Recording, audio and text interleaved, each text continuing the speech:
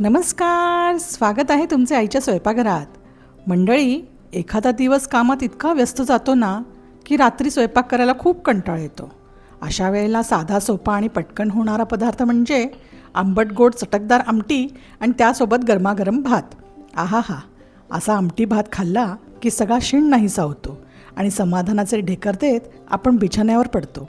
हा पदार्थच इतका अफलातून आहे की लहान मोठे, वयोवृद्ध सगळ्यांनाच हा आवडतो. गरमागरम भात, आमटी, तूप आणि सोबत लोणच्याची फोड. आहा हा, हा साधा सोपा बेत अधूनमधून आपण करतोच. चला तर मग पाहूया कशी करायची ही आंबट गोड आमटी अगदी सोप्या पद्धतीने.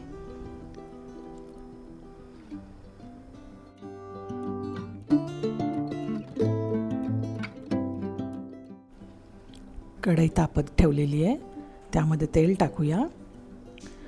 आता यामध्ये आपण मोहरी टाकूया. मोहरी व्यवस्थित तडतडली की त्यामध्ये आपल्याला हिंग टाकायचं आहे आणि आता हिरवागार कढीपत्ता टाकायचा आहे. आता हा टोमॅटो टाकून घेऊया. टोमॅटो व्यवस्थित परतून घेऊया आणि आता यावरती आपल्याला मीठ टाकायचं आहे. पहा, कधीकधी फ्रीजमध्ये टोमॅटोही शिल्लक नसतात. अशा वेळेला काकडी, मुळा हे जरी फोडणीवर टाकले आणि शिजवून घेऊन मग त्यावरती वरण आपण परतलं तरी चालतं. चव खूपच छान येते. आता टोमॅटो व्यवस्थित आपण शिजवून घेऊया आणि यामध्ये हळद टाकूया आणि थोडीशी मी कोथिंबीर टाकते फोडणीत, त्याच्याने चव वाढतेच. पहा, टोमॅटो व्यवस्थित शिजलेला आहे. आता यामध्ये हे शिजलेलं वरण म्हणजे तुरीच्या डाळीचं वरण मी यामध्ये टाकते आहे.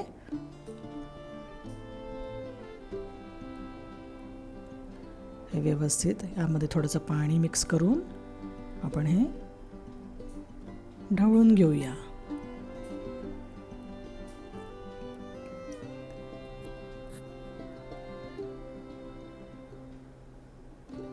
यामध्ये थोडं तिखट आणि आपल्याला यामध्ये गोडा मसाला टाकायचा आहे.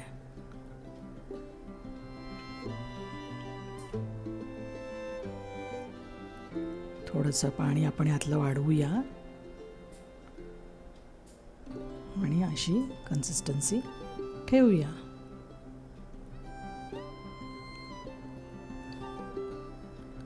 आता आमटी जशी उकळायला लागेल तसा मस्त वास सुटेल.